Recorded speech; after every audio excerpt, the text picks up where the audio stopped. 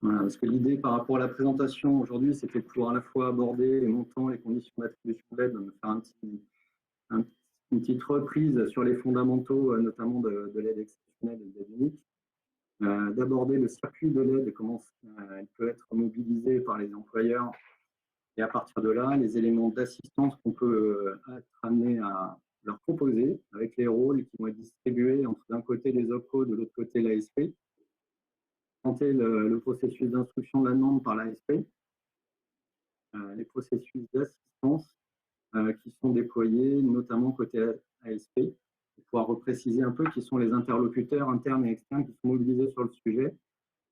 Voilà, pour voir le panorama le plus large, sachant qu'avant de laisser la parole à Anne-Laure, c'était aussi la volonté de faire intervenir simultanément les représentants de l'OPCO, bien sûr, mais aussi la DGEFP qui est pilote de la mise en œuvre de cette aide exceptionnelle, et l'ASP qui va être notre interlocuteur, en tout cas l'interlocuteur prioritaire de nos clients entreprises pour bénéficier du financement de cette aide. Et tout l'enjeu aujourd'hui, c'est de bien mettre en place cette relation et cette complémentarité entre l'ASP et l'OPCO pour permettre que les entreprises s'y retrouvent, ne soient pas perdues entre les différents interlocuteurs, et ne soient pas dans une situation potentielle de ping-pong entre les uns et les autres dans leur questionnement sur le recours à cette aide qui légitimement pose pas mal de questions chez nos interlocuteurs. Donc, par rapport à ça, l'idée c'est l'articulation entre l'OPCO et l'ASP. Et donc, il nous semblait que la meilleure façon de le présenter, c'était de le présenter ensemble pour concrétiser cette articulation entre les deux structures et le fait qu'on y ait travaillé en intelligence avec la DGEFP qui a sollicité 3 OPCO pour être expérimentateurs justement sur l'assistance aux employeurs. Et donc, Atlas fait partie des 3 OPCO qui sont expérimentateurs et dans une démarche qui a vocation à être pliée vers les autres OPCO à partir de la fin du mois de septembre. Donc voilà, les démarches qu'on met en place et ce qu'on propose, c'est aussi une façon d'engager les choses pour préparer pour la suite, aussi pour les autres OPCO qui vont être amenés à se confronter à ces sujets de l'aide exceptionnelle. Voilà. Donc j'en profite maintenant pour laisser la parole à Anne-Laure, Anne-Laure Marcelin, donc, qui est chargée de mission en charge du suivi du développement de l'alternance à la DGEFP. Et la première à intervenir parmi nos partenaires.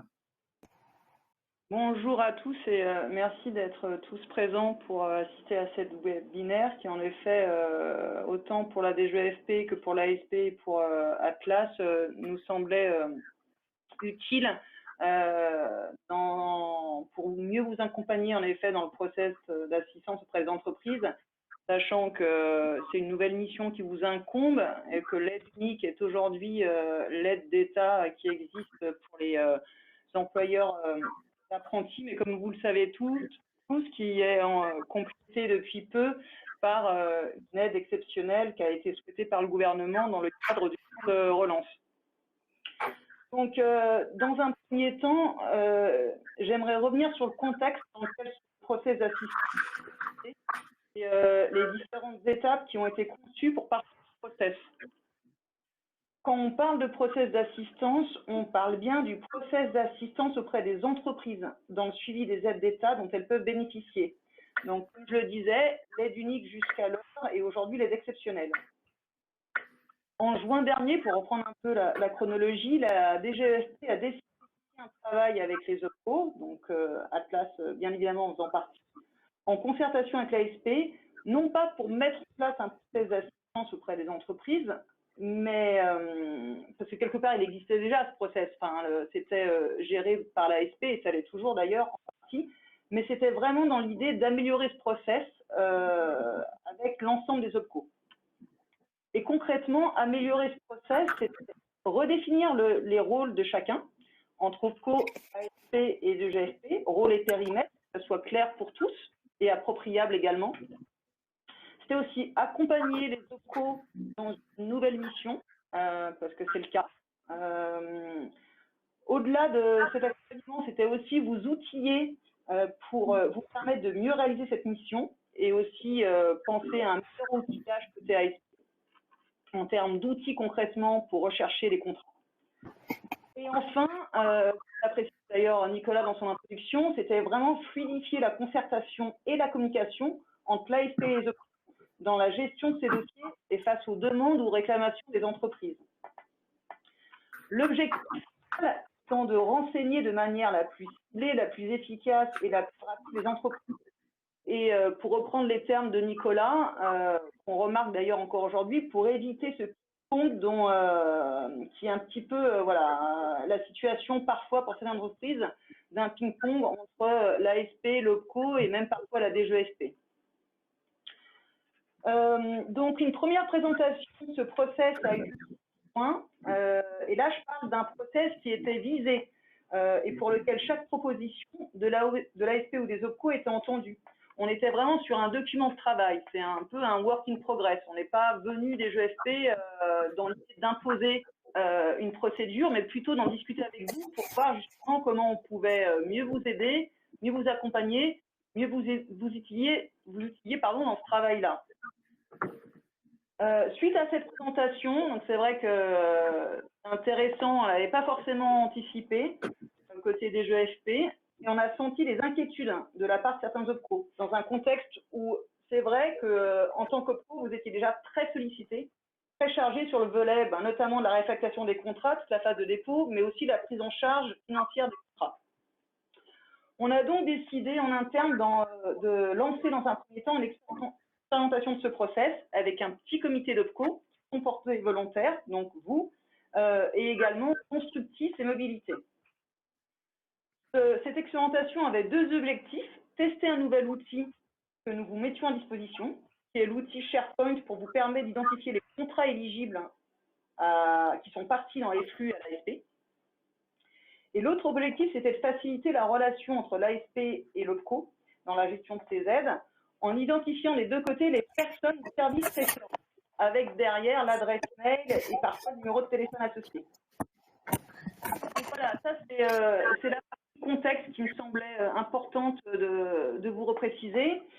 Pour les prochaines étapes, ça va être l'objet d'une future slide, donc on va en parler un peu plus tard dans la présentation.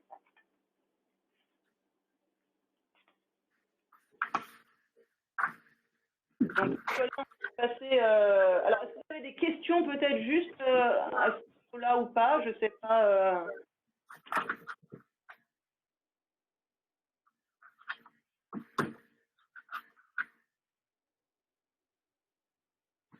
C'est à peu près.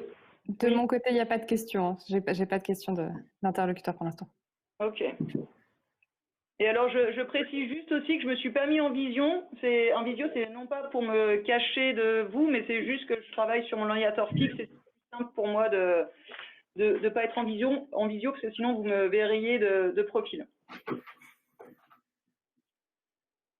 Donc, on va revenir un peu sur les montants et les conditions d'attribution des aides uniques et des aides exceptionnelles, enfin de l'aide unique et de l'aide exceptionnelle. Je ne sais pas si Laurent nous a rejoint, mais si Laurent Imbert. Je crois qu'il était en train de se connecter en audio. Parce que... Ok. Bon, je peux poursuivre pour l'instant.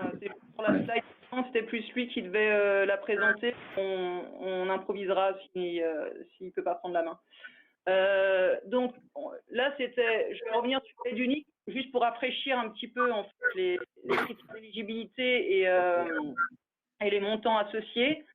Donc l'aide unique, ça a démarré à partir du 1er janvier 2019 pour tous les contrats conclus à cette date-là. Donc on parle des contrats d'apprentissage uniquement, ce qui va être différent de l'aide exceptionnelle. Cette aide vise les entreprises de moins de 250 salariés qui recrutent un apprenti visant un diplôme de niveau inférieur ou égal au bac. On est sur un montant par année dégressif d'une année sur l'autre, 4 125 € maximum pour la première année d'exécution du contrat, versé mensuellement à l'entreprise, 2 000 € pour la deuxième année et 1 200 € pour la troisième année. Sachant que dans les cas de dérogation ou de redoublement, si la durée du contrat d'apprentissage est supérieure à 3 ans, le montant prévu pour la troisième année d'exécution du contrat s'applique également pour la quatrième année. Le montant de la quatrième année, on va dire, est issu de la troisième. Les Texte de référence, donc là, on vous a précisé seulement ceux concernant l'aide unique, donc la loi du 5 septembre 2018 pour la liberté de choisir son avenir professionnel et le décret du 28 septembre 2018.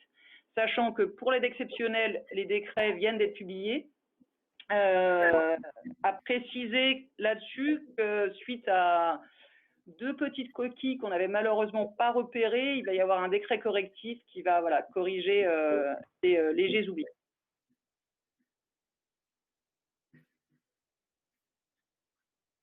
Il n'y a pas de questions particulières sur les critères d'éligibilité de l'aide unique, mais je pense que pour le coup et pour ça doit être à peu près aujourd'hui.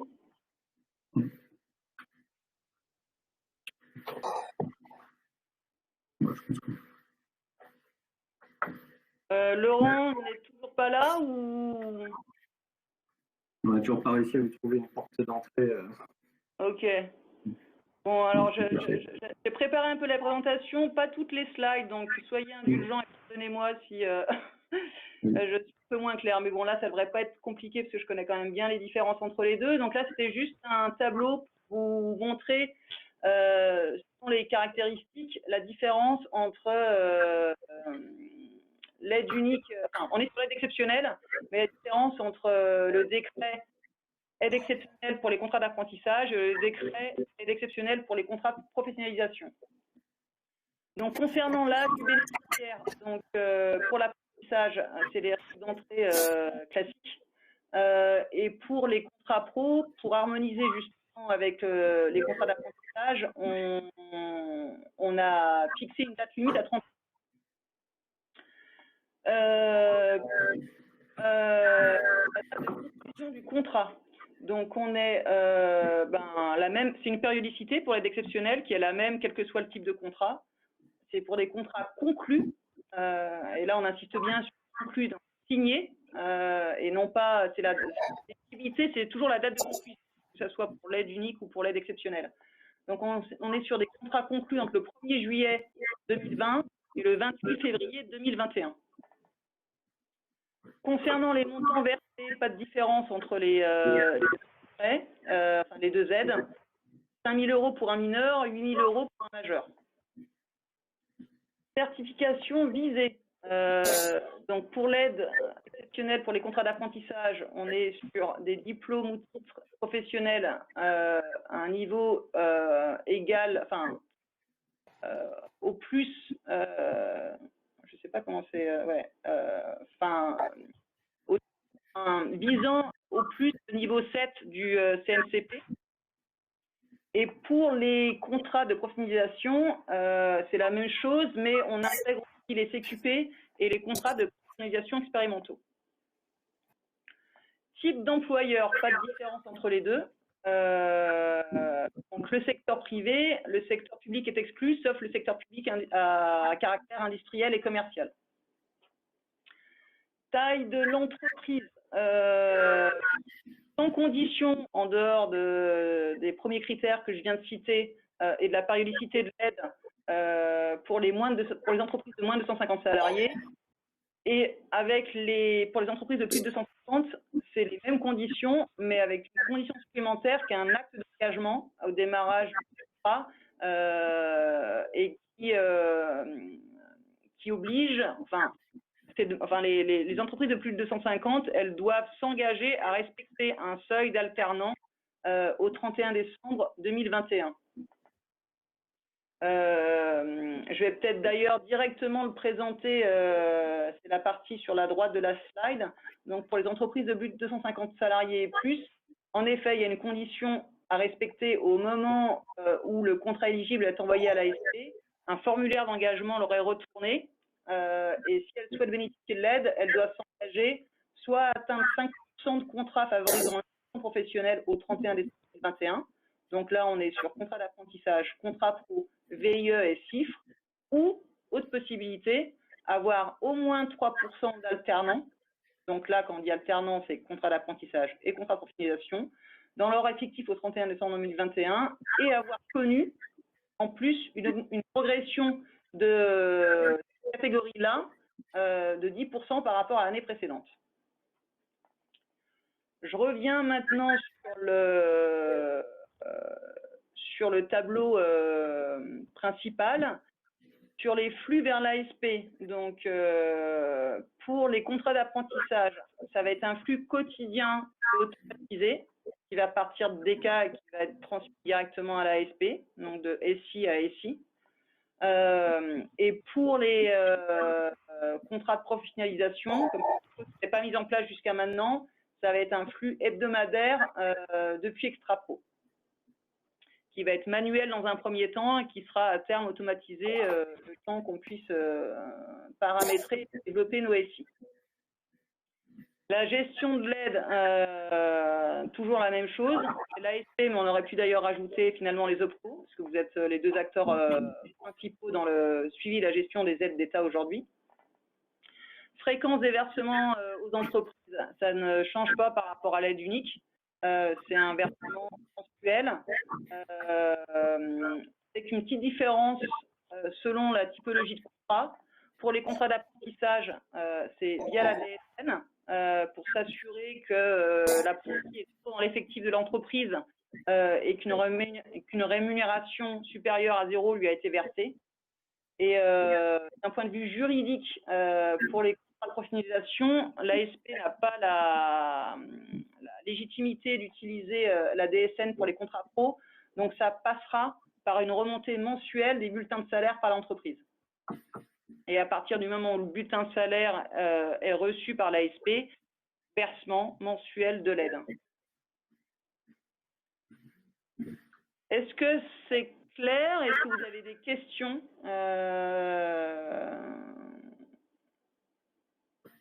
à ce niveau-là? Bonjour. Bonjour. On m'entend. Sonia de Marseille, j'ai une question. On me demande souvent au téléphone comment elle est versée techniquement l'aide. Est-ce qu'ils ils reçoivent un document de l'ASP qui leur demande leurs coordonnées bancaires? Enfin, ce sont des choses techniques que les adhérents demandent et j'ai pas l'info. Enfin, je sais pas quoi leur répondre. Alors, je vais essayer d'y répondre, Merci. mais ça, normalement, précisément, c'est l'ASP. Enfin, j'aurais bien aimé que Laurent Imbert soit là, parce que sur la gestion, moi, je travaille pas à l'ASP. Et sur la partie vraiment... en fait, l'ASP va, dans un premier temps, recevoir le flux des contrats éligibles et ensuite, elle prend contact avec l'entreprise pour lui poser éventuellement des questions si c'est nécessaire, obtenir des compléments. Mais normalement, il y a 0 démarche de l'entreprise, en fait. Le flux est envoyé, c'est par le flux que les contrats éligibles sont sélectionnés et transmis à l'ASP de nos services du ministère. Et ensuite, il y a une inscription sur une plateforme côté ASP. Alors, j'en parlerai pas aussi bien que, encore une fois, Laurent Imbert, hein, mais j'essaie de vous expliquer ce que j'ai retenu. Il y a une plateforme qui s'appelle Silae, où là, l'entreprise va devoir créer un compte et déposer son RIB. Et ça va, en fait, être la plateforme de contact avec l'ASP et pour tout ce qui est, pour tout ce qui concerne les données bancaires, en fait, qui va permettre le versement de l'aide par la suite. Bonjour à tous, Laurent Imbert de l'ASP, enfin connecté, désolé. Bonjour, merci Laurent. Laurent, c'est Anne-Laure, j'étais en train, c'était une question qui s'adressait un peu plus à toi, mais je pense que j'ai réussi à répondre sur comment ça se passe concrètement quand le flux vous est transmis des contrats éligibles.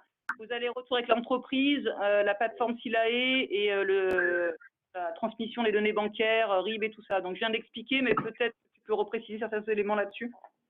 Ouais, alors attendez, juste, est-ce que vous êtes dans le... Juste que je me repère, je suis désolé, j'arrive difficilement. Vous êtes à quel slide sur le diaporama? La 8. La 8, alors non, mais pourquoi je demande ça? Ok, c'est la 8. Donc, je peux expliquer un petit peu la question, c'est quand on reçoit le dossier, quand on reçoit le flux, en fait, qu'est-ce qui se passe au niveau de l'ASP? Ouais, revenir sur la réception, enfin, tu vois, les premières démarches. Je le fais.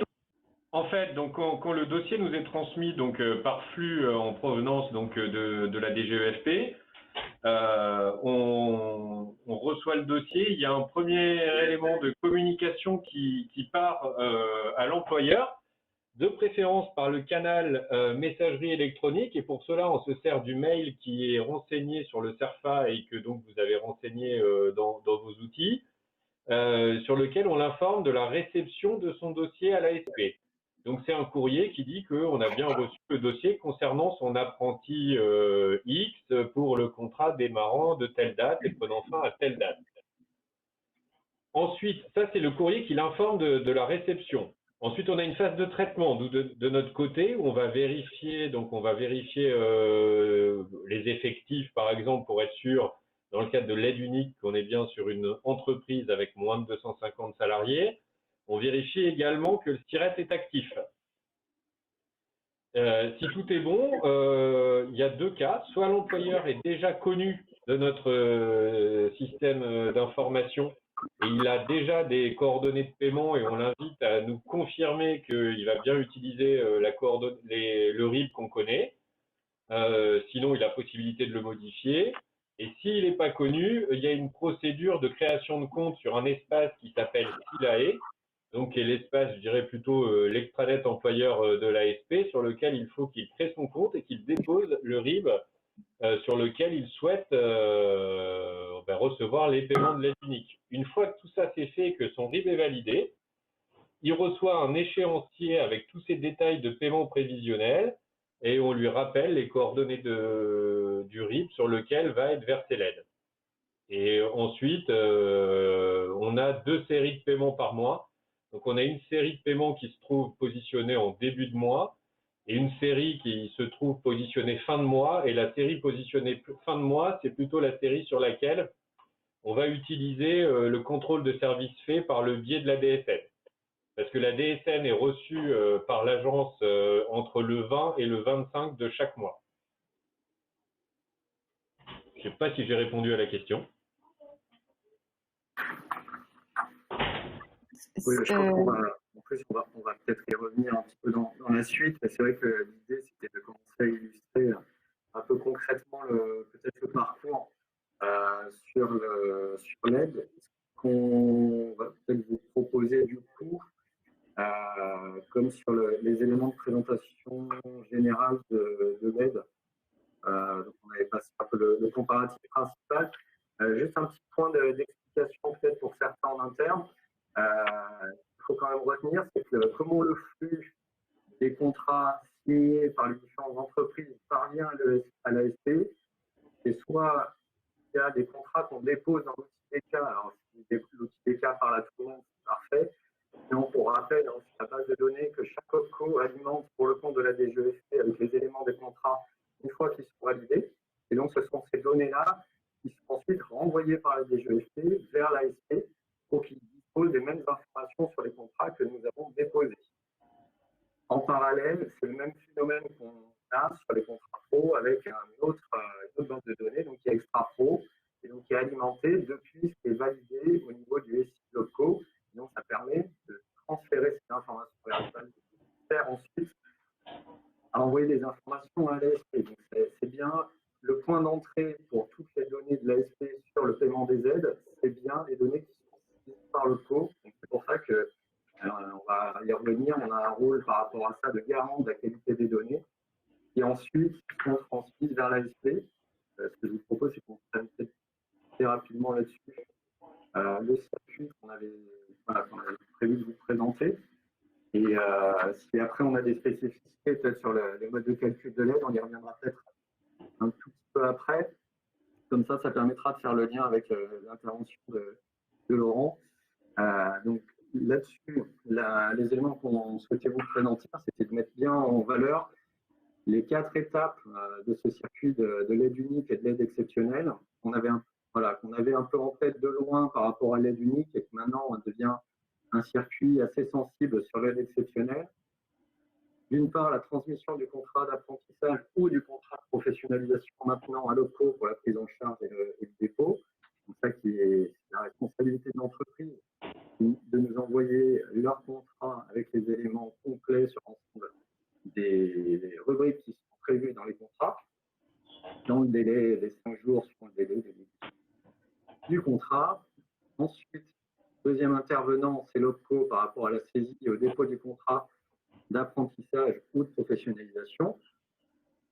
On a la nécessité de saisir, alors pour le coup, côté Atlas, on est moins dans cette problématique de saisie puisque les informations nous viennent normalement via la saisie de des entreprises adhérentes via leur service en ligne, de vérifier ces informations et de déposer ensuite le contrat une fois qu'on a pu valider l'ensemble des points de vérification qui sont sur les contrats d'apprentissage ou les contrats de professionnalisation.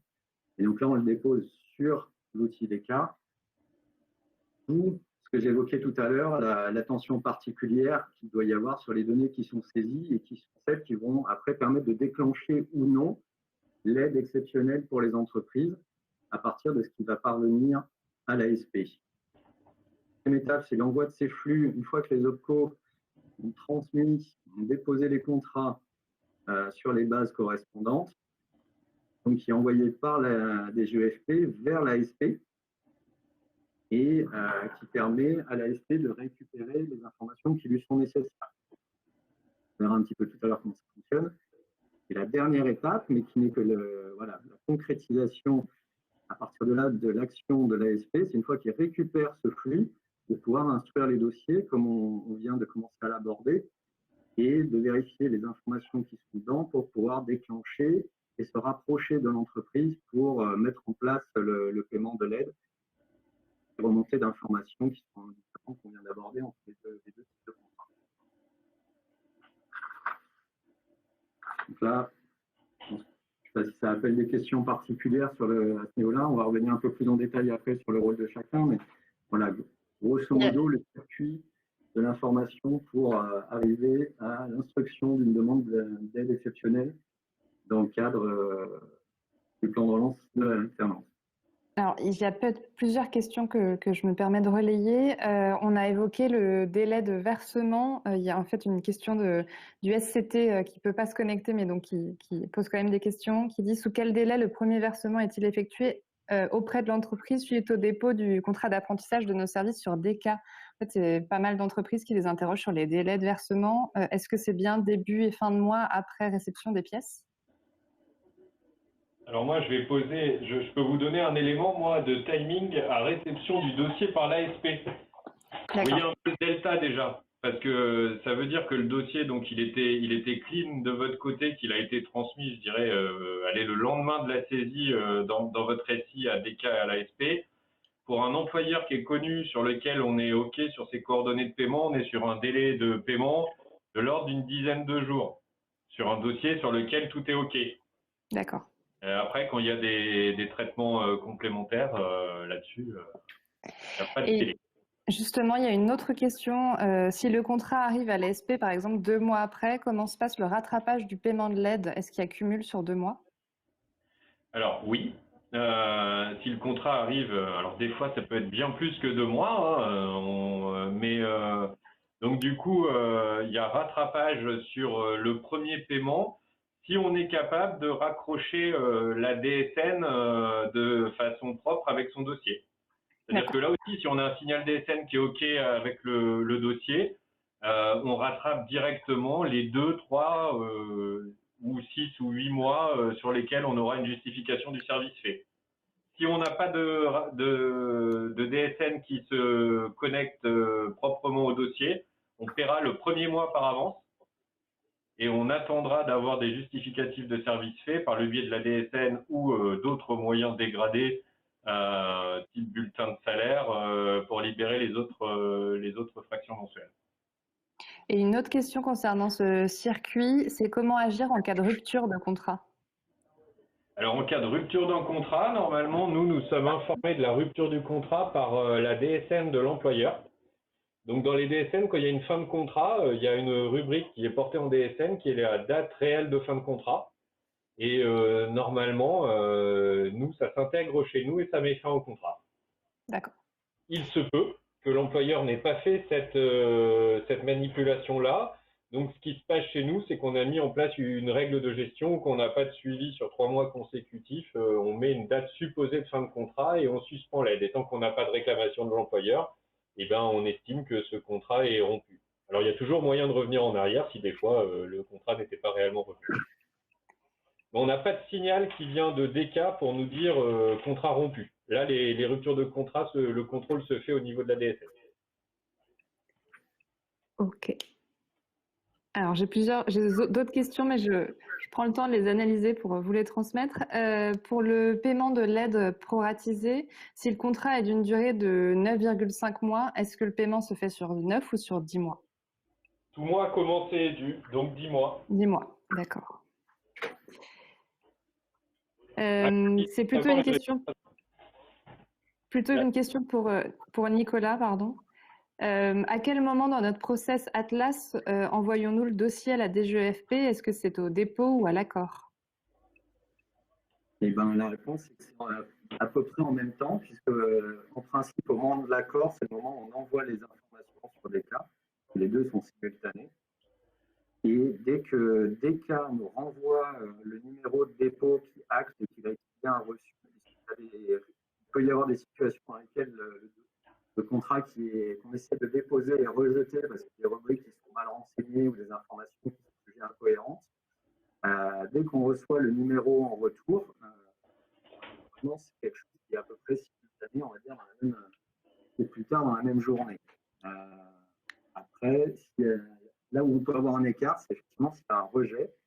Et donc, c'est pour ça qu'il a ça fait un peu la transition avec la suite des explications qu'on souhaitait vous apporter aujourd'hui sur le fait qu'on va avoir un rôle de part et d'autre pour répondre à l'interrogation de l'entreprise pour laquelle elle aura transmis son contrat à l'OPCO, qui éventuellement aura pu prendre une décision favorable. Elle aura reçu une notification dans ce sens, donc quoi on avait validé son contrat, et pour autant ne pas recevoir l'aide unique. Et c'est à ce moment-là que la question de l'investigation sur le contrat va se poser en disant de notre côté, il faut qu'on s'assure que le contrat a été bien déposé et d'autre part que dans ce qui a été déposé, les informations correspondent bien aux règles d'éligibilité. Ça nous fait un peu peut-être la transition sur les éléments suivants qu'on avait en présentation, hein, sur les rôles de chacun. Dans le contexte, on a bien explicité hein, qu'on va avoir des interrogations. Là, on avait surtout des interrogations en amont sur l'éligibilité à l'aide, comment en bénéficier, dans quel cas. Et donc, la multiplicité de situations que vous pouvez rencontrer sur pour être éligible à l'aide exceptionnelle. Progressivement, les questions qui vont arriver maintenant, c'est des questions de type j'ai envoyé mon contrat, pourquoi je ne touche pas encore l'aide, qu'est-ce qui bloque. Et donc, voilà, tout l'enjeu, ça va être de dire, identifier qu'est-ce qui est de la responsabilité de l'OPCO dans le traitement, qu'est-ce qui est de la responsabilité de l'ASP, et comment, au lieu de renvoyer éventuellement un interlocuteur d'une entreprise de l'un à l'autre, on fait en sorte de réguler le problème au mieux. Tant du côté de l'ASP qui va être aussi très questionné, hein, il ne faut pas imaginer qu'il y a que l'OPCO qui va être questionné sur ce sujet, bien au contraire, mais il faut qu'on articule les deux. Pour vous devez rappeler, hein, notre rôle, c'est d'informer l'entreprise, la renseigner, donc ce que vous faites déjà, et donc là les questionnements qui peuvent apparaître sur les conditions d'éligibilité. Et en tout cas, la responsabilité de l'OPCO, c'est que pour toute demande qui est en amont de la réception du contrat par l'ASP, la notification de son traitement, c'est l'OPCO qui reste l'interlocuteur de l'entreprise sur l'accès à l'aide unique et à l'aide exceptionnelle. On n'a pas la preuve que le contrat est arrivé jusqu'à l'ASP, on présentera après comment nous, on a la preuve côté OPCO que le contrat est arrivé jusqu'à l'ASP. Il nous appartient de vérifier qu'il a été déposé sur des cas, donc ça c'est le cas que j'évoquais tout à l'heure avec les éventuels rejets, en fonction des critères de taille, de niveau de formation, de qualification, et qu'il a bien été transmis à l'ASP. Ça, ce n'est pas nous qui le transmettons à l'ASP, par contre, on a un outil effectivement qui permet de visualiser ce qui est passé de l'un à l'autre. Ensuite, une fois qu'on a passé et qu'on a l'assurance que le contrat est passé côté ASP, le rôle bascule côté ASP en aval de la réception des flux. Alors là, c'est plutôt le rôle de Laurent hein, avec l'assistance de l'ASP. Peut-être si vous voulez en dire un mot sur l'assistance aux entreprises côté ASP. Après, de notre côté, l'assistance concerne alors énormément de soucis justement d'appariement de la DSN avec les dossiers, qui sont donc des causes de non-versement de l'aide. Et on a beaucoup d'accompagnement envers les employeurs, également les comptables hein, aussi, pour s'assurer que les DSN soient bien correctes et qu'elles soient bien catégorisées dans la catégorie apprentissage, qui est bien une rémunération de verser et de débloquer tous les problèmes. Alors après, de notre côté, on a aussi des appels d'employeurs pour qui le contrat aurait dû être transmis à l'ASP et en fait, on se rend compte que ce contrat n'est pas transmis. Donc là, on a pour projet, alors c'est bien un projet en espérant que ça puisse fonctionner, de la mise en place d'un petit outil interne qui pourrait nous permettre en tout cas, de mettre les entreprises sur la piste des facteurs qui auraient pu bloquer la transmission du dossier à l'ASP. Un code niveau de diplôme préparé mal renseigné, un effectif employeur qui serait pas forcément bon. Enfin voilà, on a quelques points de référence qu'on verra plus tard parce que finalement, c'est les mêmes points de vigilance que vous avez à avoir de votre côté au moment où vous saisissez le contrat ou que vous êtes sur la procédure de dépôt de contrat. Et donc, c'est vrai que l'élément, on est sur la slide 15, c'est de dire, de son côté, l'ASP aussi, de la même façon que nous, on va vérifier quel est l'élément, est-ce que l'élément bloquant il est de notre côté ou du côté ASP, l'ASP fera de même. Et si l'élément bloquant identifié par l'ASP, ce qu'évoquait Laurent, vont pouvoir nous les réorienter pour qu'on puisse, parce que les modifications qui seront nécessaires ne seront réalisables que par nous, en termes d'action sur les éléments qui ont été transmis dans des cas ou dans l'extra-pro. Alors peut-être pour avancer, parce que là, effectivement, sur des éléments, on insiste un peu lourdement sur cette articulation, mais je pense que c'est important qu'à l'issue de cette réunion, on ait tous bien en tête qu'on se répartit les rôles, chacun sur une partie pour régler l'ensemble des problèmes. Le rôle de la DGEFP, on l'a un peu évoqué tout à l'heure avec Anne-Laure, qui est garant des critères d'éligibilité et qui transmet les flux depuis les OPCO vers l'ASP, qui est contacté en dernier ressort par les OPCO ou l'ASP lorsqu'une question se pose sur les critères d'éligibilité de l'aide. Voilà. C'est un peu notre juge de paix et notre interlocuteur. Pour autant, on est chacun responsable des flux qu'on enregistre à destination de l'ASP. Nicolas, on a évoqué, là, on vous l'a détaillé un petit peu dans la slide suivante, la slide 17, sur les deux acteurs. Voilà, on reprend de façon un peu schématique qu'est-ce qui est du registre de l'OPCO, qu'est-ce qui est du registre de l'ASP, et quelles sont les vérifications que nous devons faire respectivement. De notre côté, la vérification de la présence dans des cas, les conditions d'éligibilité, la mise à jour, la demande de création d'un avenant si nécessaire. Du côté ASP, on est sur le traitement des demandes liées à la phase d'instruction et de mise en paiement de l'aide. Il y a de l'interaction entre l'ASP et l'entreprise. Une fois qu'ils ont reçu les éléments de notre part et que ceux-ci sont cohérents et convergents avec les critères de l'aide.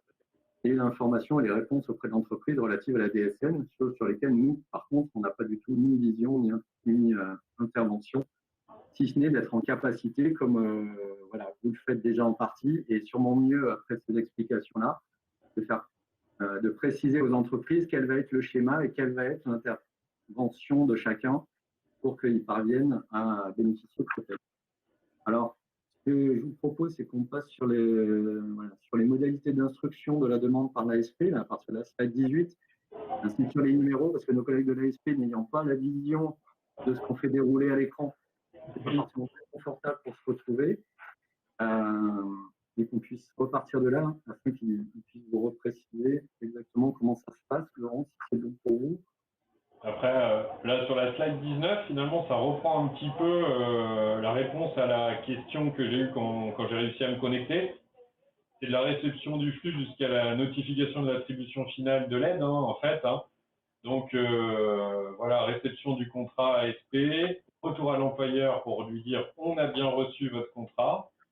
Une phase d'instruction et traitement du dossier sur laquelle je ne reviens pas, mais on vérifie donc les sirettes, les événements, que l'entreprise aussi, voilà, que tout colle. Et si on est bon, eh bien, après, il y a une notification finale d'attribution de l'aide qui correspond pour nous justement à son échéancier de versement si tout va bien. Et à partir de là, il y a une mise en paiement. Alors le risque, de mise en paiement, il est mensuel, hein, du coup, après, quand tout se passe bien et qu'on est en rythme de croisière sur un contrat. Okay. Sur le processus d'assistance aux employeurs, alors côté OPCO, on va essayer d'aller relativement vite, mais Carole vous a préparé des supports assez complets pour les bonnes questions à se poser quand l'entreprise n'a pas reçu l'aide, pour que de notre côté, on soit le plus aidant possible dans la partie qui est à notre main. Voilà, c'est une application concrète de ce qui a été dit auparavant. Application concrète sur la question qui est déjà fréquemment posée par les adhérents. C'est-à-dire que mon contrat est été envoyé. Pourtant, je n'ai pas reçu l'aide unique ou l'aide exceptionnelle. Donc, quelles en sont les raisons? Donc, en fait, je vais un petit peu dérouler les étapes justement sur les bonnes questions qui sont à se poser ou à poser à l'adhérent. Quand on dit par le conseiller, c'est au sens large, hein, c'est le conseiller d'analyse, conseiller technique, enfin, toutes les personnes qui sont en contact avec les entreprises et donc qui s'occupent de les répondre. Donc la première chose, donc, la demande va arriver au sein de l'antenne. La première chose à vérifier avec cet adhérent, c'est les critères d'éligibilité, donc présentés tout à l'heure par Anne-Laure Marcelin, tout simplement. Après, on va aller dans quelque chose de plus technique, à l'appui de notre outil SOR. C'est-à-dire que l'autre question à se poser, c'est est-ce que le contrat que l'adhérent a envoyé est validé par Atlas? Si ce contrat est dans notre système d'information, est-ce qu'il est en statut accordé ou éventuellement accordé amorçage? C'est une décision de financement pour l'OPCO. Et de dépôt. Et de dépôt. Donc, ce que disait Nicolas tout à l'heure, c'est la validation enclenche quasi automatiquement le dépôt dans le SIDK. Ensuite, c'est est-ce que le dossier est déposé dans le SIDK? Ça a été décrit par Nicolas brièvement aussi tout à l'heure. Parfois, le fait de déposer génère des rejets, des échanges entre les deux systèmes d'information, donc ça nécessite un retraitement manuel. Donc, pour s'assurer que le contrat, que ce soit le contrat d'apprentissage ou le contrat de professionnalisation, a bien été déposé, c'est dans le suivi accrochage pour le contrat d'apprentissage et le suivi des UEP pour le contrat pro, vous avez tout l'historique des télétransmissions avec les différents systèmes d'information. Et ce qui est le cas pour l'apprentissage et extra pro pour le contrat de professionnalisation. Donc, si on a un statut qui en est pas envoyé, ça signifie qu'on a eu un rejet sur ce contrat qui doit être retraité pour être repartagé. Dans ces cas-là, moi, je vous invite à vous rapprocher du pôle de gestion de Nantes ou de Lyon, en fonction du lieu géographique de l'entreprise, pour pouvoir activer cette modification. Ensuite, autre question, est-ce que les données renseignées sur le SARFA et dans le SOR sont correctes? Est-ce qu'il s'agit d'une erreur de l'entreprise? Est-ce que c'est une erreur de suivi par le CO? Il y a différents éléments qui nous sont communiqués qui sont déterminants pour le versement de l'aide.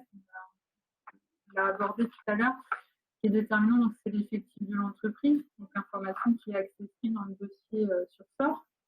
La date de conclusion du contrat, qui va basculer soit sur l'aide unique, sur les critères de l'aide exceptionnelle. Pour l'aide unique, ça va être le niveau visé par le contrat. Et pour le contrat pro, on a aussi un degré un peu plus précis sur les formations visées, si les qualifications ne sont pas éligibles, et aussi l'âge de l'alternant. Donc c'est pareil, s'il s'agit d'une erreur de l'entreprise, on va demander à cette entreprise de nous signifier cette erreur et de nous communiquer par le biais de leur espace MyAtlas la modification. Si c'est une erreur de la part de l'OPCO, c'est une demande auprès de notre pôle de gestion pour modifier et retransmettre l'information dans le SIDK.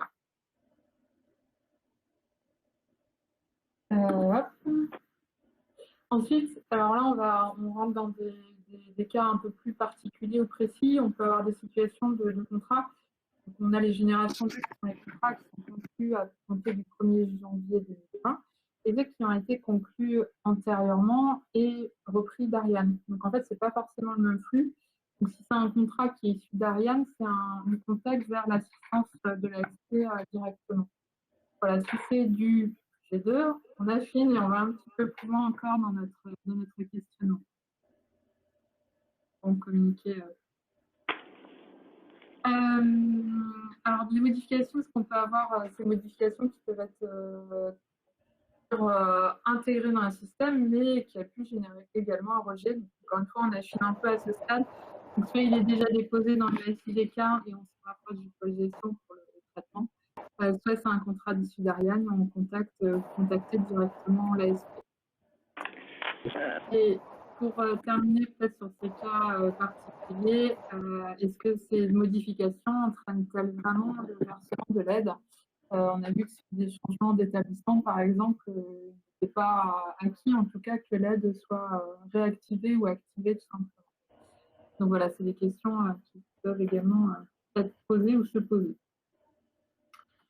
Alors, après, si on a passé par toutes ces étapes et qu'on en conclut avec l'entreprise que tout est conforme, alors c'est une organisation qui a été mise en place aussi en interne, c'est que des référents ASP ont été désignés au sein d'APAS pour aussi partager plus tard, mais ils sont au pôle gestion. Là, le contact, les référents ASP que vous allez contacter, il va avoir une mission complémentaire, c'est d'aller sur cet outil SharePoint, dont Anne-Laure parlait tout à l'heure, qui va permettre de visualiser si le contrat a bien été transmis à l'ASP. C'est-à-dire que nous, on a des éléments par rapport à notre système d'information. Une fois que le contrat est déposé dans le SIDK, ça permet d'avoir des éléments complémentaires pour pouvoir identifier ces cas un peu complexes ou un petit peu emmêlés. Donc, c'est un outil, alors SharePoint, c'est un fichier Excel qui nous communique un certain nombre d'informations, dont le numéro de dépôt, qui va être aidant en tout cas pour notre recherche. Mais voilà, ça permet en tout cas de savoir si le contrat est déposé ou rejeté. Par contre, on n'a pas tous les éléments du contrat, on n'a pas tous les éléments sur le versement de l'aide. Ça, c'est une information, une compétence qui relève de nos collègues de l'ASP. Voilà, liste qui est mise à jour quotidiennement et qu'on expérimente donc depuis cet été. C'est des référents au sein d'Atlas qui ont accès à cet outil et qui peuvent vous répondre sur ces cas un petit peu problématiques ou emmêlés. Après aussi, c'est un choix en termes d'organisation. Les développeurs ont aussi accès à cet outil. Ils sont aussi peut-être très facilement ou de façon plus fréquemment en contact avec les adhérents. Du coup, voilà, ils ont eu l'occasion aussi d'expérimenter, continuent à y avoir accès. Donc, ils peuvent aussi être votre relais pour débloquer ces situations. Un ASP, s'il détecte une anomalie, soit il va contacter la DGEFP, donc dont l'adresse est communiquée ici. Donc là, c'est le pôle de gestion qui va activer qui va réaliser cette action. Et si c'est donc un contrat issu d'Ariane, c'est également par un contact à l'ASP qu'on va essayer de débloquer cette situation. En tout cas, qu'on va éclaircir le blocage. Voilà pour les étapes. Pour les étapes, c'est de repréciser là, il y a toutes les étapes qui nous incombent pour vérifier que tous les critères d'éligibilité sont bien respectés, qu'on les a bien saisis, qu'on les a bien transmis. Et là, on arrive à l'étape où le dossier il a bien été déposé. Pour autant, on vérifie, on voit que malgré qu'il soit complet, conforme, tout ce qu'on veut, il n'est pas arrivé jusqu'à l'ASP. Donc, ça veut dire que le flux qui est entre nous et l'ASP et qui est administré par la DGEFP, il y a un blocage. Ce contrat il ne passe pas alors qu'il devrait passer. C'est pour ça qu'on est sur une relation avec la DGEFP et pas une relation avec l'ASP qui ne pourra pas répondre sur un contrat qu'elle n'a pas reçu. Donc là, ça nous permet d'identifier à chaque fois à quelle étape le contrat se retrouve un petit peu perdu dans les limbes avant de solliciter l'ASP sur des situations où pour nous, il est bon, pour nous, il est arrivé jusqu'à l'ASP et pour autant, il n'est pas mis en place. C'est-à-dire qu'à l'entreprise, on peut lui resituer que si on la met sur la réoriente vers l'ASP, c'est parce qu'on sait que le dossier est bien à l'ASP, il est bien éligible et que donc s'il y a une question ou un problème pour recevoir l'aide unique, c'est bien l'ASP qui va pouvoir y répondre plutôt que de l'orienter vers eux, alors qu'éventuellement, soit ils n'ont pas reçu le contrat, soit ils ont reçu un contrat, mais qui n'est pas éligible dans l'État, pour éviter justement de les perdre un petit peu dans ces méandres-là, qui sont de notre ressort et pas de celui de l'entreprise. Là-dessus, on est en expérimentation, on va faire des retours là, demain avec la DGEFP et les autres OPCO, et ça est un processus qui a vocation à se généraliser dans les autres OPCO pour accompagner la montée en puissance de l'aide exceptionnelle et de l'aide unique, puisque pour certains autres OPCO, l'aide unique était déjà extrêmement prégnante, notamment chez les par exemple, de construction. Et en parallèle, se pose la question de notre accès aussi à Ariane pour permettre l'accès aux contrats déposés par les consulaires, sur lesquels on peut être interrogé. C'est un sujet qui est en train d'être finalisé dans la relation avec la DGESP et les OPCO. Voilà. Nicolas, est-ce que je peux juste, Anne-Laure Marcelin, est-ce que je peux juste compléter un ou deux éléments? Oui, bien sûr. Est-ce que tu peux revenir sur la slide d'avant? Je voudrais juste, concernant Ariane, c'est vrai qu'aujourd'hui, et ça a été précisé par Nicolas et Carole, pour les contrats qui sont issus d'Ariane, qui ont été déposés par les chambres consulaires, en effet, s'il y a une erreur de saisie, vous n'avez pas la possibilité aujourd'hui d'identifier cette erreur et de pouvoir la corriger, de faire l'instruction, la recherche par vous-même. Parce que Ariane, seulement nous, jusqu'à maintenant, et l'ASP pouvaient consulter cette base, qui est l'ancienne base en fait. Et donc, en réfléchissant en interne, c'est vrai qu'on s'est dit que ça pourrait vous faciliter le travail. Donc, il y a une convention qui a été rédigée, qui est en dernier, on va dire, palier de validation au sein de la DGFP et qui va être très prochainement envoyée à vos DG pour validation. Mais logiquement, vous allez avoir accès à Ariane prochainement et par rapport à ce qui était précisé un peu plus tôt, si vous avez accès à Ariane et que vous voyez une erreur sur le contrat, une erreur encore une fois sur les critères d'éligibilité qui ont une incidence sur le bénéfice de l'aide unique par l'entreprise, vous pourrez, pour le coup, sans contacter l'ASP, effectuer la mise à jour directement s'il y a une erreur, par exemple, sur le code diplôme ou sur l'effectif. Donc ça, c'est un accès et un outil qu'on vous met à disposition et qui, je pense, va clairement améliorer votre travail d'instruction et d'assistance. Tout à fait, ouais. C'est un enjeu. Je pense que côté de pôle de gestion, cet accès-là sera très utile pour cet usage-là et quelques autres aussi pour débloquer un certain nombre de contrats dont l'historique ne nous est pas encore totalement accessible. Oui. Sur les interlocuteurs, donc ce qu'on voulait vous présenter, c'est à la fois les interlocuteurs, donc côté Atlas, parce que là on a beaucoup parlé de qu'est-ce qui est le rôle de l'OPCO, qu'est-ce qui est le rôle de l'ASP, que dans un certain nombre de cas, il fallait qu'on puisse passer de l'un à l'autre. Donc l'idée, ce n'est pas nécessairement que tout le monde se parle en permanence, mais plutôt qu'on ait des interlocuteurs un peu plus dédiés. Donc on a identifié des contacts privilégiés pour l'ASP et en interne pour les situations qui auront été identifiées comme complexes, c'est-à-dire des situations sur lesquelles l'investigation qu'on a évoquée tout à l'heure sur les critères d'éligibilité, le fait que le contrat soit bien validé, qu'il soit bien déposé, les doutes là-dessus auront été levés et la question se posera, voilà,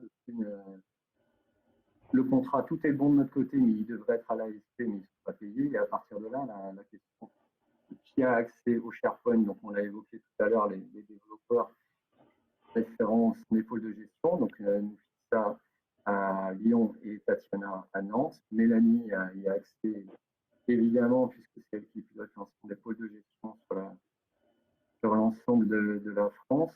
Et c'est eux qui après sont susceptibles de prendre éventuellement s'il y a quelque chose qui bloque avec l'ASP ou si l'ASP a des sujets un peu bloquants de son côté qui nécessitent des interventions sur nos dossiers, donc ils peuvent aussi prendre attache auprès d'elle, en l'occurrence des femmes, pour avoir éventuellement les modifications, les ajustements qui seront nécessaires.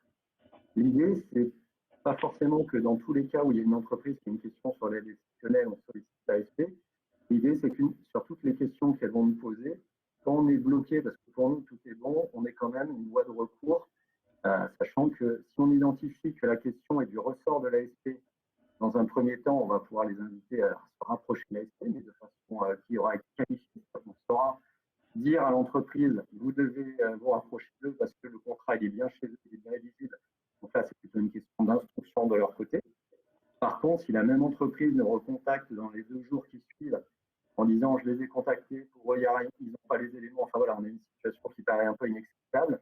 Pour éviter le ping-pong, c'est là qu'on pourra solliciter les référents au sein de l'OFCO pour prendre la tâche auprès de l'ASP pour identifier qu'est-ce qui bloque. Mais notre objectif, c'est que dans la majorité des cas, on puisse lever les interrogations pour ce qui est de notre côté et qu'on puisse passer le relais à l'ASP sur des situations où on sait que de notre côté, tout est clean. Donc, ils n'auront pas à gérer de retour vers l'OPCO. Voilà. Ça, c'est notre utilisation, on va dire, en interne pour centraliser au maximum les choses. Sur les interlocuteurs, évidemment, il y a des interlocuteurs côté ASP. Et ça, je vais laisser plutôt Laurent reprendre un peu la main sur notre slide 34. Pour qu'ils puissent représenter un peu comment eux sont organisés. Parce que c'est vrai que nous, on a la particularité d'être sur un très centralisé, tous les contrats arrivant au même endroit et étant ensuite gérés sur 2 sites uniquement, le site de Lyon pour les contrats qui concernent les entreprises franciliennes et le site de Nantes pour les contrats qui concernent les entreprises de toutes les autres régions. Ce qui pour nous est relativement simplifiant, ce qui n'empêche pas qu'il y ait la présence territoriale dans l'ensemble des 8 antennes et donc des relations qui vont bien au-delà de ces pôles de gestion et la nécessité que ça soit dans les antennes, qu'on puisse déjà préqualifier ces situations pour lever l'ensemble des doutes qu'il peut y avoir sur l'éligibilité à l'aide et sur l'instruction qui a été donnée par l'OPCO, sans leur remonter systématiquement vers les pôles de gestion qui ont déjà fort à faire sur l'instruction des contrats eux-mêmes. Plutôt sur des situations qui ont été et sur lesquelles on sait quel est a priori le problème, ou en tout cas, tout ce qui pouvait être fait localement a déjà été fait. Pour la situation sur l'ASP est un peu plus régionalisée. Alors, sur l'ASP, oui, on est un tout petit peu moins centralisé. Donc nous, on a 6 sites en fait. Alors les sites chez nous, ça s'appelle des DR, des directions régionales. On en a 6 qui traitent l'ensemble métropole plus DOM. Donc on a 4 sites qui traitent les dossiers en métropole. Donc c'est ce que vous avez là sur la slide 34 avec les couleurs. Donc en fait en jaune, tout ce que vous avez en jaune, c'est géré par la direction régionale de PACA qui est basée à Aix-en-Provence. Donc, ils traitent pour PACA, ils traitent pour Nouvelle-Aquitaine et ils traitent pour Bretagne. Ensuite, vous avez en orange tout ce qui est géré par notre DR Auvergne-Rhône-Alpes, site de Lyon. Donc, ils traitent la partie Auvergne-Rhône-Alpes, Occitanie et Normandie. On a Nantes qui traite la partie Pays de Loire et Centre Val-de-Loire, Île-de-France. Et Bourgogne-Franche-Comté qui va traiter toute la partie Grand Est, Hauts-de-France et Bourgogne-Franche-Comté. En sachant que sur l'outre-mer, on a donc deux directions régionales qui traitent, la Réunion qui traite la Réunion plus Mayotte, et c'est la Guadeloupe qui traite la zone Antilles-Guyane. En fait. Au niveau des interlocuteurs chez nous ASP, donc on a pas mal de gestionnaires qui interviennent dans chacune des DR. Donc ce que vous avez sur la slide 35, c'est les adresses de messagerie spécifiques au dispositif. Donc, si vous avez besoin d'écrire un mail à l'ASP, vous écrivez sur cette adresse mail-là, vous êtes sûr que votre demande sera traitée en fonction des congés, des arrêts, etc., de l'ensemble de nos gestionnaires. C'est une boîte qui est traitée par l'ensemble de nos équipes.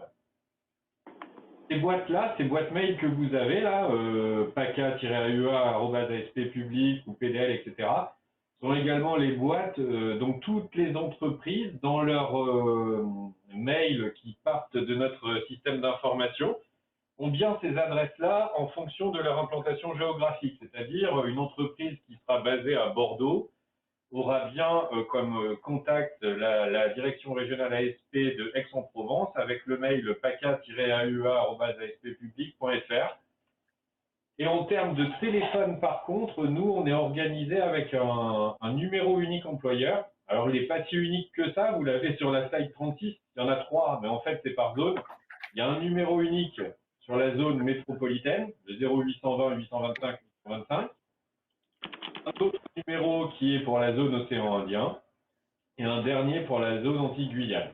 Alors, ça, c'est des numéros aussi qui sont sur l'ensemble des documents qui sont émis à destination des entreprises. Donc, je rappelle tous ces mails communicants, mais également sur les avis de paiement, parce que tous les mois, les employeurs peuvent aller sur le portail SILAE, récupérer les avis de paiement de l'aide. C'est des avis de paiement qui sont en PDF, qui sont dématérialisés. Après, libre à l'employeur de l'archiver comme il le souhaite. Et il y a tous ces numéros qui sont là. À savoir donc que c'est un numéro surtaxé, ce numéro unique employeur aujourd'hui au niveau de l'ASP, et que dans un futur très proche, hein, la cible elle est plutôt pour fin octobre, début novembre. Alors on va peut-être glisser un peu sur décembre. Ce numéro de téléphone va changer et va passer par un numéro gratuit. Voilà. Mais il y aura tout un travail de com qui va être fait aussi par l'ASP envers les entreprises.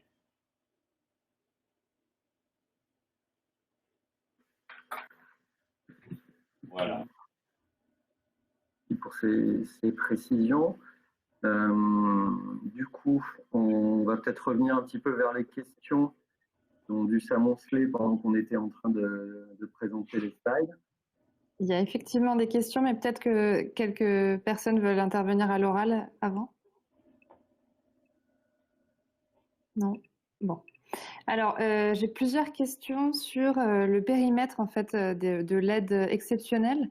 Donc 3 questions. La première, pour le contrat d'apprentissage, est-ce qu'il y a une dérogation possible au niveau de l'âge, limite d'âge qui peut être reculée à plus de 30 ans si l'apprenti prépare un diplôme supérieur à celui déjà obtenu? Est-ce que cette dérogation, elle s'applique aussi à l'aide exceptionnelle? Anne-Laure Marcelin des ESP, je préfère demander confirmation, parce que c'est une question qui nous a été remontée à plusieurs reprises ces derniers jours. Je dirais que oui, c'est les mêmes règles de droit commun pour le contrat d'apprentissage, donc c'est limite d'âge à 30 ans, sauf dérogation, pour les différents types de dérogation possibles. Une autre question, c'est l'aide exceptionnelle est accordée pour tout type de contrat initial et renouvellement? Ou non? Alors, Anne-Laure, tu veux que je réponde ou tu réponds? Ouais, je veux bien, mais je compléterai ton complément si nécessaire, mais je te laisse la main. Donc là, la question, c'est contrat initial ou renouvellement avenant? Oui, c'est ça la question. C'est oui, avenant? c'est ça. C'est ça. Hein, donc l'éligibilité, elle est bien portée au niveau du contrat initial, et après l'avenant peut avoir un impact. Tout dépend du type d'avenant. On imagine un avenant avec un changement, un transfert d'employeur, où on passe sur un employeur d'origine qui avait un effectif de moins de 250 salariés à un avenant qui va l'envoyer dans une entreprise de 3000 salariés. Ou alors un avenant qui va modifier le niveau du diplôme préparé. Voilà, mais l'éligibilité, elle se fait bien au début sur le contrat initial. Oui, mais Laurent, juste en complément, sur la question des avenants, comme c'est, là, on est sur une aide qui a une périodicité, donc ça va être un peu différent du traitement actuel pour les avenants sur l'aide unique. Et là-dessus, on a encore des points à valider en interne, donc je préfère pas entièrement m'engager sur ce point aujourd'hui. La seule précision que je peux vous donner qui concerne l'aide unique comme pour le coup l'aide exceptionnelle, c'est que la doctrine actuelle, c'était dans la différence que nous faisons entre une mise à jour qui est une correction liée à une erreur saisie, que ça soit par l'OPCO, la chambre consulaire et l'avenant, c'était en fait, jusqu'à maintenant, on disait que si, on dit toujours ça d'ailleurs, que s'il y avait une erreur de remplissage du CERFA par l'entreprise initialement, il fallait demander à l'entreprise, il faut demander à l'entreprise de faire un avenant pour que justement ce qui est présent dans la base des cas soit conforme à la version du contrat papier, on va dire, puisque s'il y a un avenant, on n'est pas sur une mise à jour classique, on est vraiment sur quelque part une modification de contrat, mais signé entre l'entreprise et l'apprenti. Dans les critères d'éligibilité pour l'aide unique tels qu'ils ont été conçus, l'effectif, quand il y a avenant, n'est pas pris en compte. C'est-à-dire qu'on considère que s'il y a un changement d'effectif, contrairement au diplôme, ce n'est pas, ça n'a pas d'incidence sur l'éligibilité de l'aide, dans un sens comme dans l'autre. Or, pour pouvoir prendre en compte ce critère-là s'il y a eu une erreur, même si elle a été faite par l'entreprise, et c'est une exception à notre doctrine, il faudra procéder à une mise à jour. Donc, je reprends pour que ça soit clair pour tous, mais c'est très important parce que ça a des implications et pour l'aide unique en termes d'éligibilité et pour l'aide exceptionnelle en termes de circuit. S'il y a pour toute erreur saisie par l'OPCO ou de remplissage du CERFA liée à l'effectif, on passe par une mise à jour et non un avenant. Bien. Je ne sais pas si c'est clair pour tous, et de toute façon, cette règle-là, comme elle diffère un petit peu de la doctrine qui est la nôtre toujours, mais là, c'est une exception sur la notion d'effectif, on va le repréciser à l'ensemble des OPCO par mail. Donc, il y aura un écrit qui vous confirmera cela. Mais c'est important parce que s'il y a eu une erreur de remplissage sur l'effectif par l'entreprise initialement, si ça ne passe pas par une mise à jour, ça ne repartira jamais dans les flux.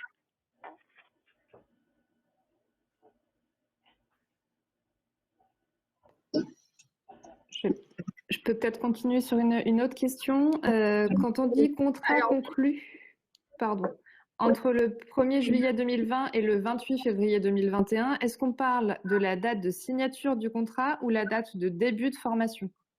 Alors, là aussi, il faudra peut-être le rappeler, la date de conclusion et la date de signature, différente de la date de début d'exécution du contrat.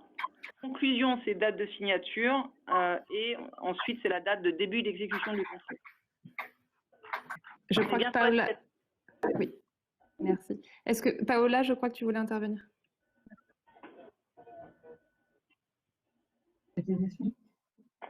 Alors, moi, j'ai une question. Dans le cadre d'un contrat de professionnalisation, lorsqu'il y a un redoublement, il y a signature d'un nouveau contrat pour échec à l'examen. Dans ce cas-là, est-ce que l'employeur touche l'aide?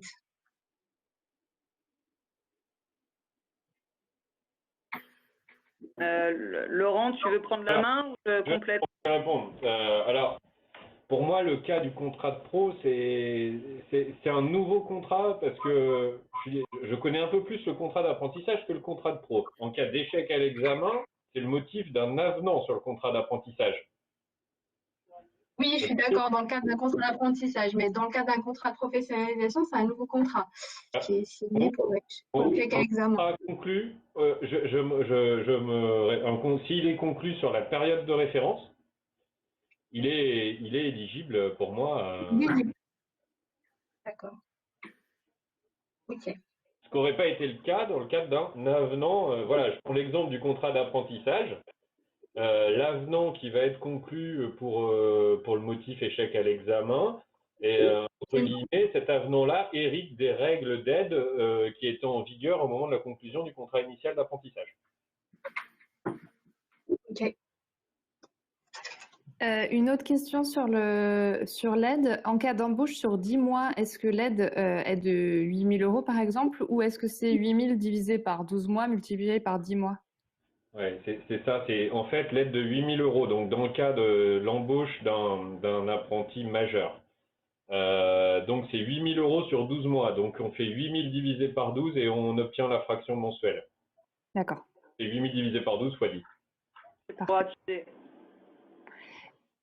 J'ai deux autres questions sur l'éligibilité, enfin comment est-ce qu'elle est vérifiée. La première, c'est pour les entreprises de plus de 250 salariés. Comment est-ce qu'on vérifie justement l'éligibilité par rapport au taux de progression? Et l'autre question qui est très liée, concernant la progression des 10% de progression de l'effectif d'alternants, est-ce que l'idée est bien de prendre en compte le nombre d'alternants au 31 décembre 2021 versus 31 décembre 2020? Anne-Laure, tu veux que je commence à répondre? Oui, commence et je complète moi, mais je fais la première partie et puis je te laisse sur l'histoire d'augmentation, d'accord?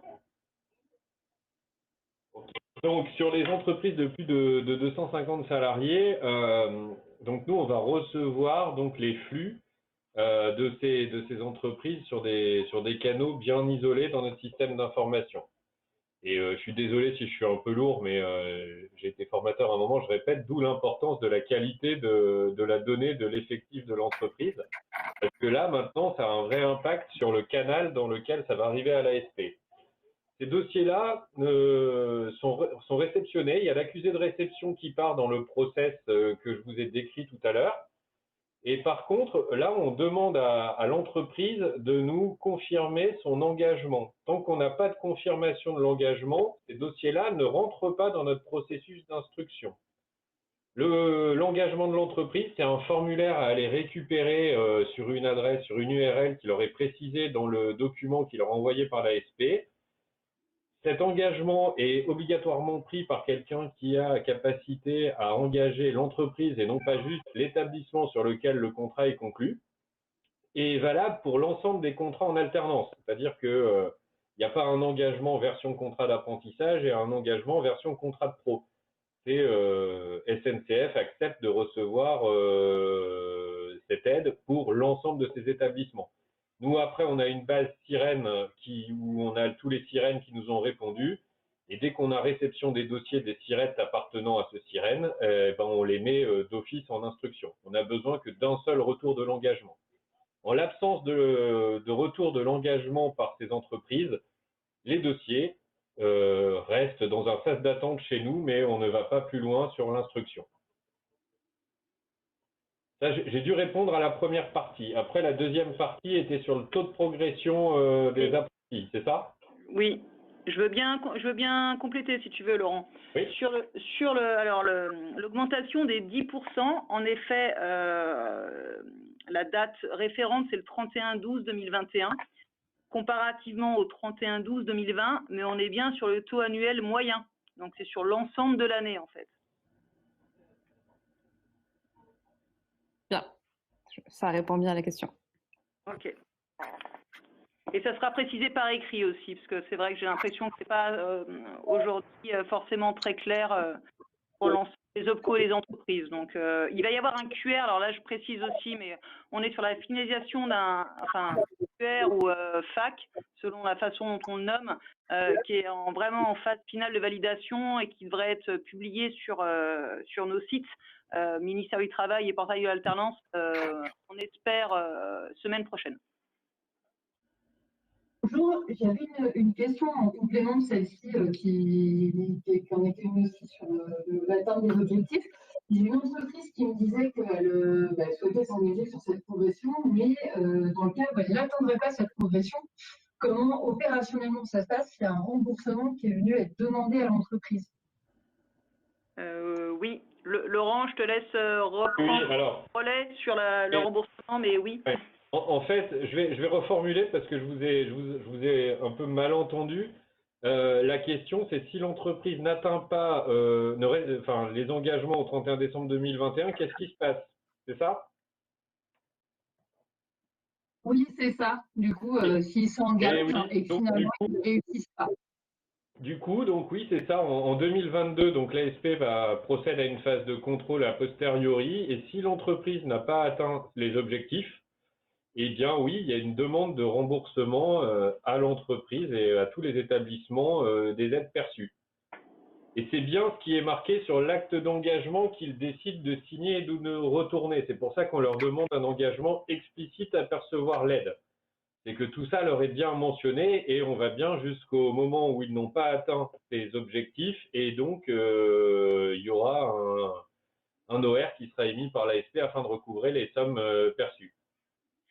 Je complète ce que vient de dire Laurent, donc toujours Anne-Laure Marcelin des GFP, parce qu'on oublie en fait de le rappeler. L'acte d'engagement, c'est un choix de l'entreprise. Elle peut très bien décider de ne pas bénéficier de l'aide si elle n'est pas sûre de respecter ce taux d'engagement au 31 décembre 2021. J'en profite, là, puisqu'on est un peu aussi dans les façons de faciliter l'information de nos entreprises. Est-ce qu'éventuellement, il serait possible de nous communiquer un modèle de cet acte d'engagement pour qu'on puisse informer nos entreprises un peu en amont sur voilà, si elles voilà le type d'engagement qu'elles prennent de façon un peu plus concrète que ce que nous on leur explique. Alors, si c'était possible de votre côté. potentiellement, on pourrait, après sur l'engagement et pour une question d'opposabilité et des textes réglementaires, l'engagement est pas très, je dirais qu'il n'est pas très appétissant pour une entreprise. C'est-à-dire qu'on a repris le réglementaire des décrets et les articles 4 qui précisent les choses mot pour mot. Alors ça, c'est une question d'opposabilité. Après, Anne-Laure a parlé du QR. Et surtout, je pense, alors elle n'est pas du tout finalisée cette page, mais donc sur le portail de l'alternance, on va réaliser conjointement avec ASP des GEFP une page plutôt à vocation pédagogique pour expliquer un petit peu ce à quoi les entreprises s'engagent et puis leur donner différents cas. Des cas où tout va bien et puis des cas où ça irait un petit peu moins bien et jusqu'où ça peut les amener. Et je pense que ça serait plutôt cette page-là et ces éléments-là qui vous seraient profitables plutôt que l'acte d'engagement qui est un peu austère et qui reprend du réglementaire mot pour mot. D'accord. Oui, je suis assez d'accord, sachant que le lien, avec l'explication pédagogique, on reviendra aussi sur la notion de contrôle. Donc, c'est vrai qu'on va vraiment expliquer, on va aller au-delà d'un texte purement réglementaire. Comme le temps passe pas mal aussi, je pense, pour nos participants et pour nos intervenants, moi j'avais peut-être encore un autre sujet peut-être à aborder avant la fin. C'était peut-être le calendrier de traitement côté ASP. Je crois que vous échelonnez un petit peu la mise en traitement des demandes d'aide en fonction des typologies de contrats. Ça peut peut-être éclairer un petit peu Oui, je peux vous donner des éléments très, très macro en termes de premier paiement possible. Si tout va bien, je vais préciser le si tout va bien, en fonction des typologies de dossiers. Donc, pour les dossiers qui seront des dossiers qui sont éligibles à l'AUEA, mais qui sont conclus à partir du 1er juillet dernier, donc qui ont un montant revalorisé sur leur première année, les premiers paiements possibles, ça sera début octobre. Pour des dossiers pour lesquels on n'a pas de souci à l'instruction et pour lesquels les RIB seront validés avant notre dernière série de paiements de septembre. Voilà. Ensuite, pour les dossiers apprentissage, les autres, c'est-à-dire les autres, il me reste la population des entreprises de plus de 250 salariés et aussi tout ce qui est niveau supérieur au bac. Les premiers paiements pourront être possibles à partir de début novembre. Pareil, pour des dossiers pour lesquels on a zéro problème. Et pour les plus de 250, bien sûr, à condition qu'on ait eu le retour de l'engagement de l'entreprise avant la dernière série de paiements d'octobre. Et pour les contrats de professionnalisation, on décale d'un mois, en fait, dans nos mises en production. Les premiers paiements pourront intervenir à partir de début décembre.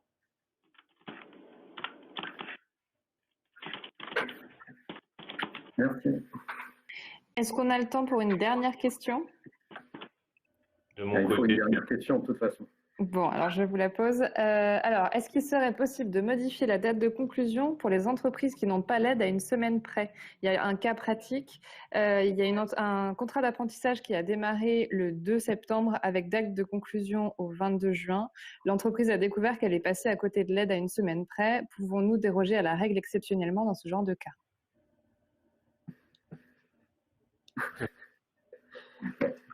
Quelle est la date qui va être saisie dans des cas?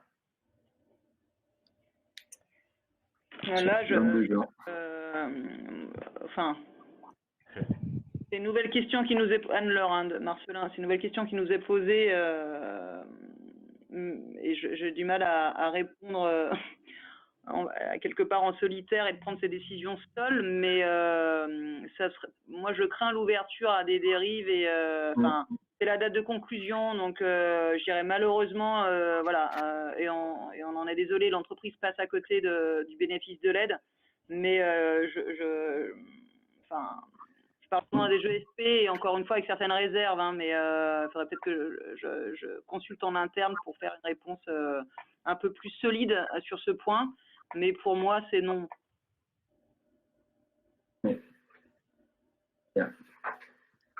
Il n'y a pas de dérogation prévue à ce niveau-là, en tout cas.